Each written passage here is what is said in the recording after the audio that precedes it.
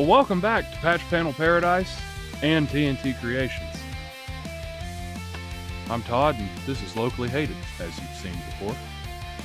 But we're here back on this beautiful hunk of junk. If you watched the last video, you watched that we went through this thing, got it running, put coilovers all the way around it, like an 8-inch lift kit, some big old 35-inch tall tires that are like 18 inches wide, and even did a custom headliner, diamond stitch, picked out by yours truly. Turned out amazing, and on the last time we were going to fire it up before we drived it, the nylon timing gears in this thing just decided to fall apart.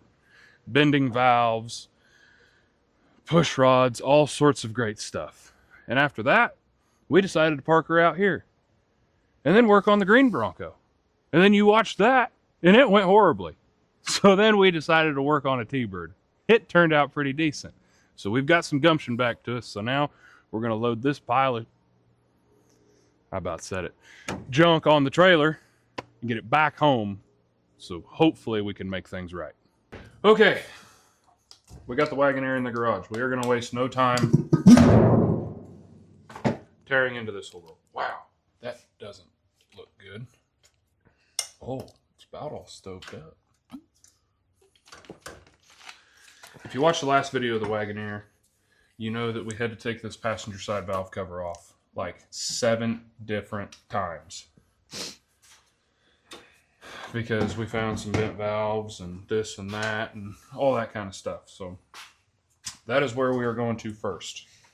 We are just going to take off this passenger side valve cover and get right back to it, look at it. So we're pretty sure we got some bent valves. Still not 100% sure on the cause. I thought it was the timing chain, but the more and more I've thought about it, I don't think it's timing chain. I'm thinking if it's anything, we had some sticking valve guides. Maybe they weren't getting good oil pressure or good enough oiling from the lifters and all that kind of stuff. So to start, we are just gonna refresh our minds along with your minds on what this potentially could be. So let's see here okay, so this guy has a push rod. Good. This guy was one of the ones that did not have a push rod. It's all right. This one did not have a push rod in it, or was bent.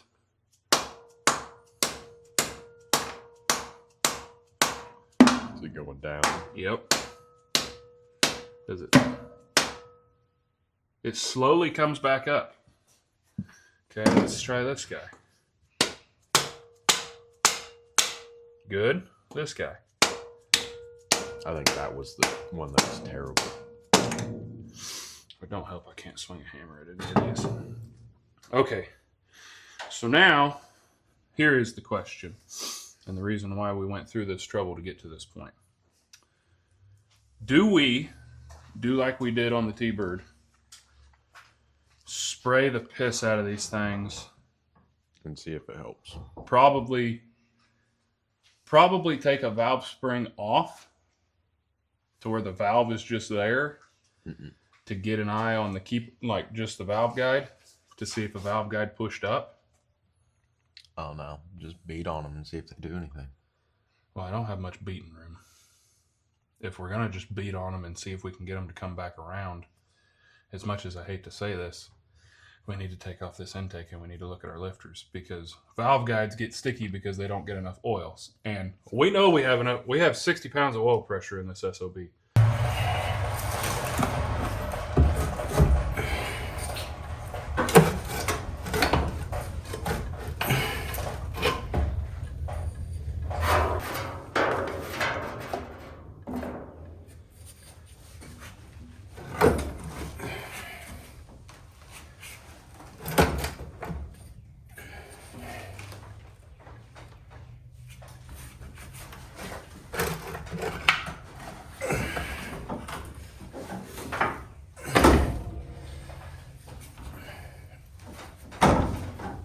Well, it is not a different day.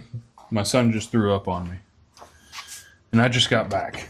Tucker has completely stripped this old girl down. So we are ready for head removal. And here he comes with a pry bar. Here we go.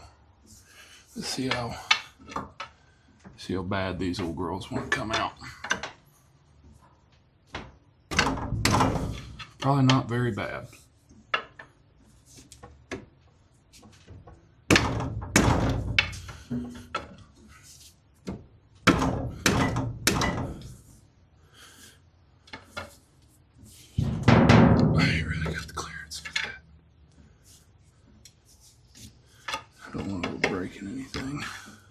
All right, so when we say we're dumb and we don't know what we're doing, don't do this. Yeah, we're not dumb, but if it works, it works. We tried to get that head off with everything we could, and it did not come. But guess what? The old bottle jack did it. She's moving. You could very, very seriously damage your heads. So don't try this if you care about your heads. All right, guys. So we got the heads out.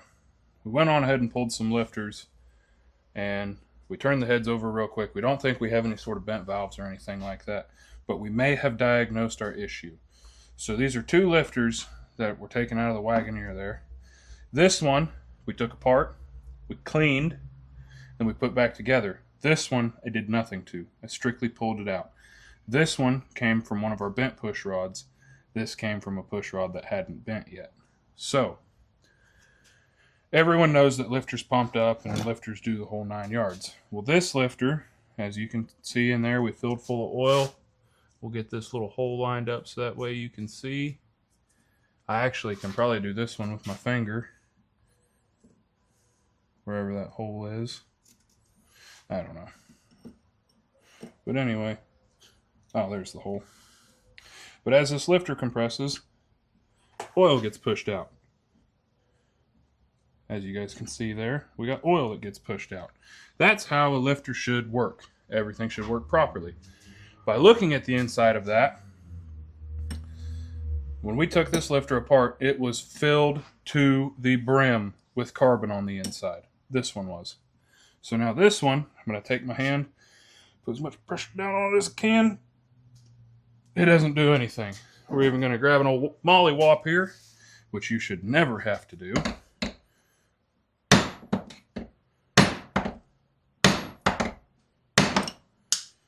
That lifter does not move. Unlike this guy, when you put a molly... Now, I know you're not supposed to put mollywops on these. You just pushed it all the way down. Yeah. That guy goes pumping oil, as it should. So, we're thinking our lifters got absolutely carbon filled and are junk. Because there's carbon everywhere on these things. I mean, it just chips off. I mean, this guy, even after we took it apart, it took a good amount of cleaning just to get it to where it would do that. I had to take picks and grab it out of there, clean it up really well, because nothing in here was moving at all. So it was like we had solid flat tappet lifters in a hydraulic lifter cam. So now the next thing. The heads here, they're gross, dirtier than hell. But they look okay. Now, if we were building an absolute monster of an engine, we would probably have these sent off. But we're all about trying to do things here the best that we can. So we're going to try and barn work this thing over. We're going to take the springs off. We're going to look at our valve guides, see how everything looks. Probably going to have to clean the valve stems and clean stuff. the valve stems. And see if we can get these things moving. I know it's not 100% the right thing to do, but you can take a drill and some oil on your valve, as long as your valve is not scarred very badly and it doesn't have a whole bunch of wear marks like you can get with your fingernail. You can take a valve, run it in a drill, run it up and down, get that guide relubricated, and then run it. So hopefully we can do the same thing here, get all of these moving properly, and do everything that it needed, because we didn't run the engine very long until it started bending push rods. So hopefully they're not scarred to hell. Mainly because it wouldn't start back up again. Yep. Because it had a whole bunch of bent stuff, which hopefully that means our timing chain is okay and our cam's okay. Well, from going to the workbench to being completely put together, it has been a long week. Been working on this thing about every night after work, doing all the little things to piece her back together here so that way we can break in all these lifters. We also did the weight restriction delete. As you can tell, the new bolts on the exhaust manifold. Yeah. The smog pump sitting over there. So hopefully this old girl never has to worry about carboning up that bad again. Hope. We hope. Got the gauge hooked up. Now it's time to break these lifters in. Well, we got everything put back together. We didn't have to move the distributors, so all we did was hook up our spark plug wires there. So hopefully the timing and everything is the exact same. We're going to run it off the boat tank because we had a little snidbit of what the fuel looked like, and it's pretty raunchy. Not good. It's a little cleaner now since we already got it primed, but Yeah. I'll have to watch it for antifreeze leaks, but hopefully we can get this old girl running. Give her the old one pump. Oh, I'm gonna start the fuel pump. Just cause. All right. Ready whenever.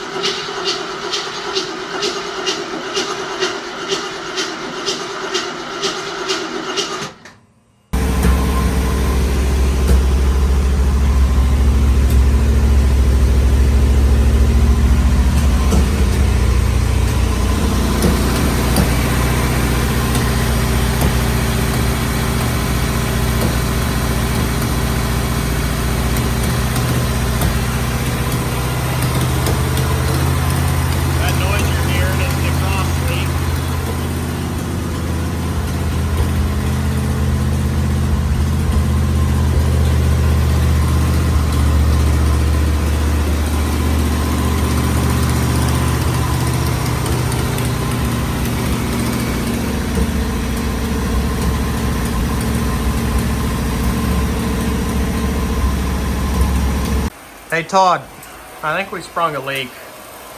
Right in the middle of the heat pass. We're almost done. Good thing it's just a heater hose though. More than likely probably just won't get hooked back up. That sucks. That really sucks. If you guys were curious, we got the leak fixed. We ended up finishing up heat passes and doing all that good stuff. And it's about a month since we finished up our heat passes. Or somewhere around in there, because we have fought and fought and fought and fought and fought and fought some more with this carburetor. We're not much for just buying new things and putting them on there. So we tried cleaning this one. We had another 2100 series carburetor. We tried changing parts on it. Now this is a 2150, so it's the smaller type, which no real big difference. But we tried a lot of things. We bought a wonton special from Amazon and tried to put it on here. That wasn't the case. Didn't work. It was worse than before. So we sucked it up and we went and we bought a hauler for this thing. This carburetor here, as much as we tried, the rod has a small vacuum leak going through it. The spring for the accelerator pump is junk and doesn't work, and it's just been a nightmare, to say the least. So, long story short, we didn't want to spend $600 on a new carburetor, but if this works like it should, then it'll probably be worth it. And then we'll be 100% done with this because it does run good. We've developed a manifold leak, which kind of sucks, but part of it, I guess. Older vehicle coming around doing heat passes. Sometimes you'll have that. Should be Oliver.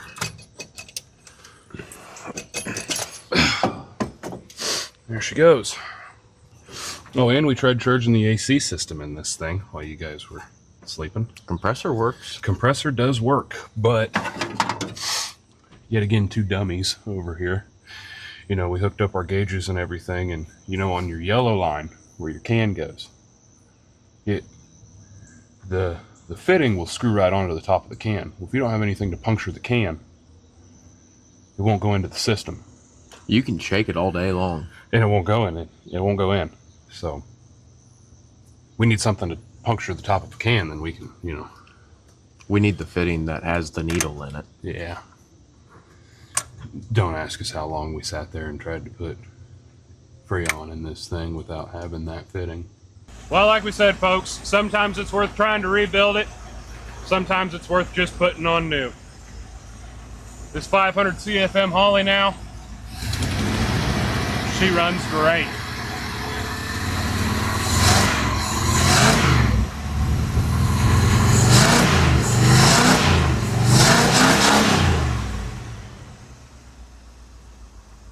Might smoke us still just a little bit, but we did have to advance the choke quite a bit because this thing don't really like choke or pumps when you start it. You can't be that mad about this old engine taking throttle like that. That's pretty good. Old Smogger engine. Yep, that's pretty good.